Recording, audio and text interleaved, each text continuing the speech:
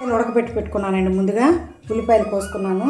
ఇదిగోండి మినపప్పు, శనగపప్పు, తిరగమాత గింజలు బాండీలు పెట్టుకొని ఆయిల్ వేసుకున్నానండి. కొంచెం మినపప్పు, కొంచెం శనగపప్పు, కొంచెం జీలకర్ర.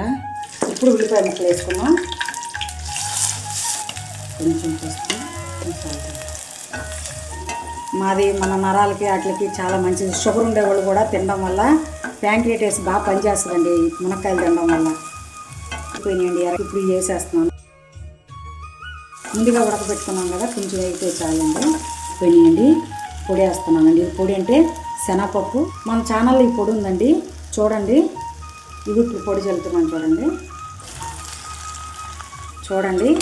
ఇది కూడా మన ఛానల్లో ఉందండి. వేరే వాళ్ళు అడిగితే మళ్ళీ పెట్టానండి. ఇది ఇప్పుడు మునక్కాయ ఫ్రై కావాలంటే లైక్ చేయండి, షేర్ చేయండి, సబ్స్క్రైబ్ చేసుకోండి. మునక్కాయ ఫ్రై. Bye friends.